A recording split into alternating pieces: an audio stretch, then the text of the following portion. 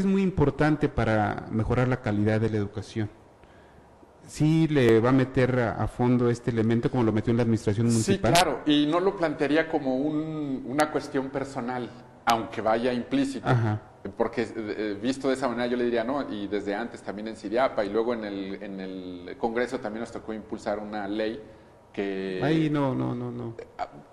Puede haber mecanismos de cómo evaluar, pero la ley ahí está, y la ley llegó para quedarse. La transparencia. Es que no se vio un tanto como en la administración municipal. Sí, porque es muy diferente hacer un ejecutor y ejercer recursos a simplemente coordinar y no ejercer recursos. Entonces, quisiéramos verlo en el mismo sentido. Pero bueno, nos olvidamos de eso. El asunto tiene que ver, y ahora viene también otro esquema. Como funcionarios estamos obligados a ser parte de este sistema de rendición de cuentas. Pero el gobernador nos ha encargado que estemos muy atentos y que impulsemos esta parte de la transparencia. Pero ¿poco realmente? Vamos a ver la cantidad de veedores que hay, por ejemplo. Le guardo la pregunta. La intención del gobierno es que demos los pasos suficientes, necesarios, para que exista apertura suficiente en el sector educativo y podamos conocer todo. Retomo su pregunta. ¿Vamos a saber cuántos aviadores hay? Sí. ¿Y qué me dices, Jorge Herrera, ahorita? No hay aviadores. Oye, pero... ¿cómo? Dinos los cómo, pues si estás diciendo que vamos a saber. Bueno, la gente tiene una serie de ideas y bien vale la pena que podamos... El término de comisionados es muy diferente al de aviadores. Yo creo que se ha avanzado bastante en eliminar la gente. Aviadores que son todos los que cobran sin trabajar. Sin trabajar, sí. Y muchos comisionados no trabajan. Bueno, eso sería discutible, pero yo voy al cómo. En este año ustedes van a ver cómo se va a impulsar en las escuelas que haya dos elementos a la entrada. Uno, que esté puestos ahí los resultados de la prueba de enlace donde todo el mundo se pueda enterar, para que se compare con la media estatal, con la media municipal, la media nacional y la media estatal, y que pueda saber la escuela en qué lugar está. Es como una carta de navegación en la escuela. Y los padres deben de tener acceso a la información. Pero además... En cuanto a calificaciones, por ejemplo... ¿Esa? Por ejemplo, calificación y preparación de los maestros, por ejemplo. Bueno, voy para allá. Yo alumno de la escuela Miguel Hidalgo, yo tengo que saber qué calificaciones tienen de preparación mis maestros. Bueno, enlace es ahorita, ¿no? El resultado es más concreto. Sí, pero es para saber eso, qué calificación tenemos. Ya no nada más el alumno, sino la comunidad educativa. Y ahí viene la calificación del maestro también. Porque si estoy reprobado en español, pues ¿qué está pasando con mis maestros? Porque yo no puedo aceptar. En la prueba de enlace salieron maestros que tienen garrafales faltas de ortografía, que no saben historia. Y el problema... Y esos no me pueden estar dando a mí o a mi hijo. Eso es lo que entran ellos en la parte de evaluación también. Sí entran, y bueno, yo respeto mucho el señalamiento que ustedes nos hacen, que es muy válido y muy oportuno también, o sea, no lo descalifico, pero la visión desde este lado del escritorio es diferente, o sea, porque ahí encuentro las áreas de oportunidad concretamente. Tenemos un problema, esto es parte del diagnóstico, vuelvo a la pregunta, tenemos problemas con la formación inicial de maestros y con su capacitación y actualización. Ahorita hablo de eso. Estábamos con el tema de transparencia y para cerrar este asunto. El otro elemento que les vamos a pedir a los centros de trabajo es que exhiban a la entrada su plantilla laboral. Entonces, cuando ya con eso vamos a tratar de acabar con el tema de los aviadores, porque si allí están y los están viendo trabajar... Los tengo que ver allí, ¿no? Los tengo que ver ahí. Y entonces es la mejor muestra de un sistema educativo que no tiene ninguna intención de promover aviadores, que ni los cubre, que ni nada. Entonces... y que la transparencia la tenemos que construir entre todos. Entonces, cada centro de trabajo que esté acreditado tiene que tener ahí su plantilla de trabajadores. Y nosotros estamos a favor, la instrucción de Jorge Herrera Caldera ha sido en ese sentido, de construir el padrón único de trabajadores. Es otra transición, porque pasar de la opacidad a la transparencia no es un acto de magia, es un trabajo que va a tener que construirse. Entonces yo creo que estos son los elementos bien concretos, los cómo de cómo hacer más transparente el sistema educativo. Y yo no digo que con eso ya lo sea todo, no, falta mucho, pero creo que es la punta de lanza para permitir... El padrón va a ser excelente, si se hace, va a ser excelente. Pues el dar este primer paso de conocer en los centros de trabajo nos va a permitir construir el padrón, porque yo le quiero ser franco, Yo hoy puedo revisar con mi computadora y no me sale ningún aviador ni ninguna inconsistencia. Pero si yo voy a un centro de trabajo y digo, oye, aquí tienes 10 trabajadores, pero yo veo trabajando nada más 9, pues es que alguien lo está cubriendo, ¿verdad? Pero no es ni el gobernador No, ni pero el eso secretario. de alguna manera habilita a los padres de familia para que se den cuenta. Oye, aquí me dice que hay tantos trabajadores de intendencia y tantos trabajadores, sí, y yo no veo nadie. Ese es un cómo. ¿No? Ese es un cómo. Y bueno, y así seguimos con el diagnóstico. Ya vimos lo de jurídico, ya vimos el tema de la calidad educativa. El gobernador instruyó para crear ese instituto de evaluación educativa. También en el diagnóstico podemos entender fácilmente, hay muchos elementos que hay que ver. La infraestructura, con grandes problemas en su crecimiento, principalmente los baños, son una de las grandes demandas. El sexenio pasado nos dijeron que se iban a acabar con las escuelas de cartón, ¿sí se acabó? Pues nosotros tenemos todavía algunas aulas de cartón. ¿En cuántas escuelas? Estamos en sacar toda esa información, porque hay veces que la gente tiene una aula de cartón, pero es un almacén. Lo que creo que sí no hay ahorita en este momento son niños que reciban clases en aulas de cartón. Pueden tener un almacén, pueden tener una cosa, y le llaman aula de cartón, porque la gente ahí la ve y la dice, genéricamente así la tuvo. Pero sí creo que se avanzó mucho. No hay escuelas de cartón en Durango. No debe de haber. No debe de haber. ¿Qué hay de la gente, maestros o gente administrativa que tiene plazas múltiples? ¿No se consideran también como aviadores? Y las plazas que se heredan dentro de familias. Sí, bueno, son dos cosas diferentes y algo que es parte de la cultura de nuestro país. El hecho de las plazas múltiples, hay veces que una plaza de tiempo completo la dan hasta en el otorgamiento de horas, que de 3, que de 5, y entonces tiene varias, ahí tiene, un solo trabajador tiene 5 o 6 cheques, y dice, mira nomás, ¿cuántas plazas? Es que entre todos le dan el número de horas, entonces, de un tiempo completo, por ejemplo. ¿No hay trabajadores con dobles tiempos completos? Sí, hay trabajadores con dos plazas, sí. ¿Y cómo le hacen para eso ha cumplir las sido dos plazas? muy común. Hay desde el que las ejerce, en un doble turno el trabajo, o hay alguna descarga para preparar de clases y sí le dan las horas, puede acreditarlo, a la hora de una auditoría lo trabajan.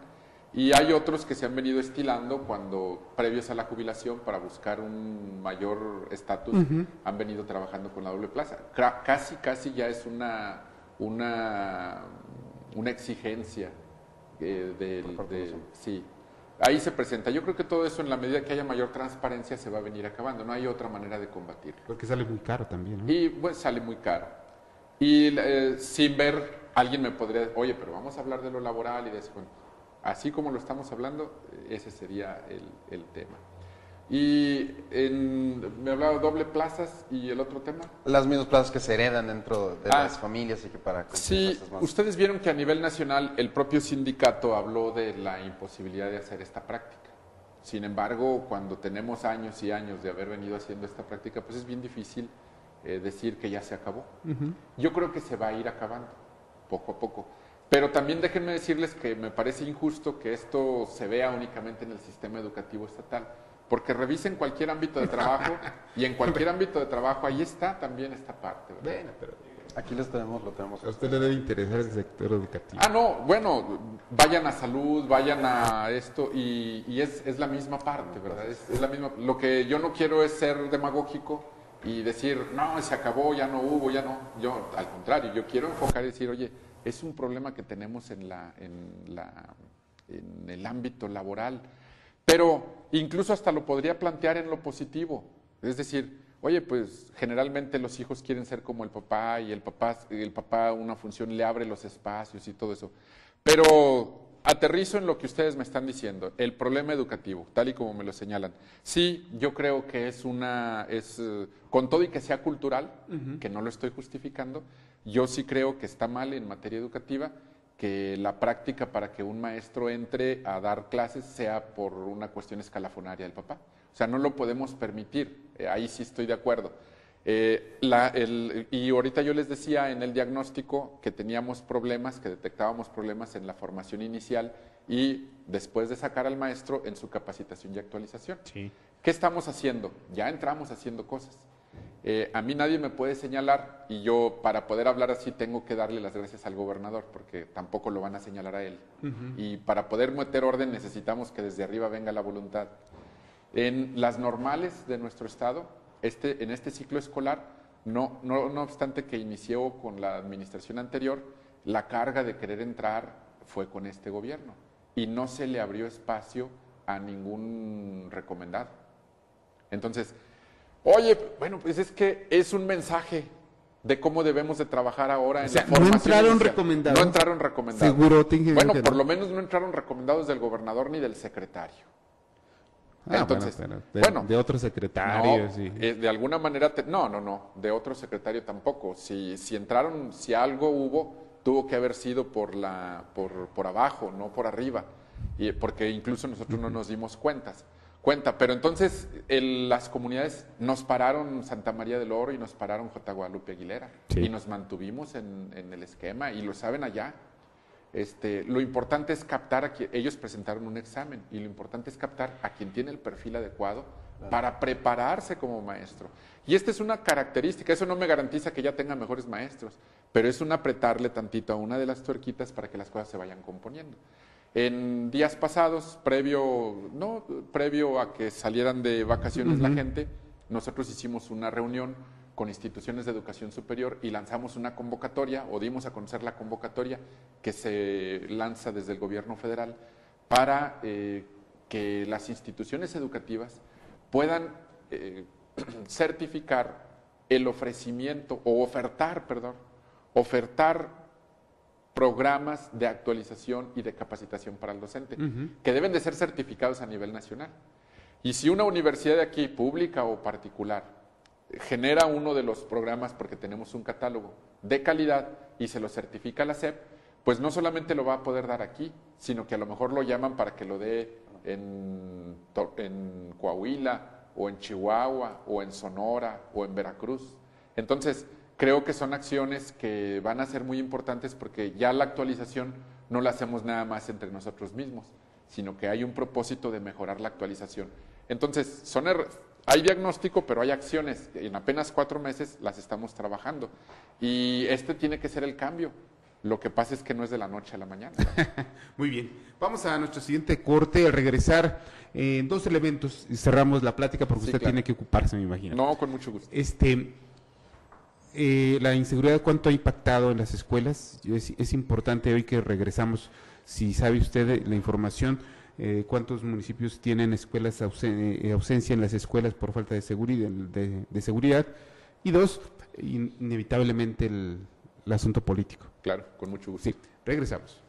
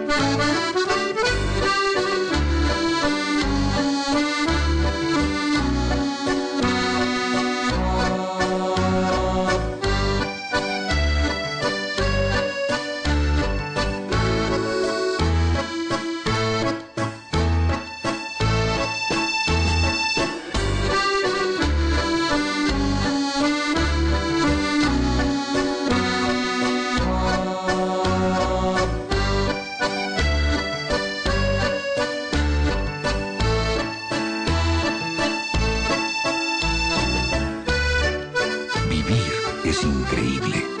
GNP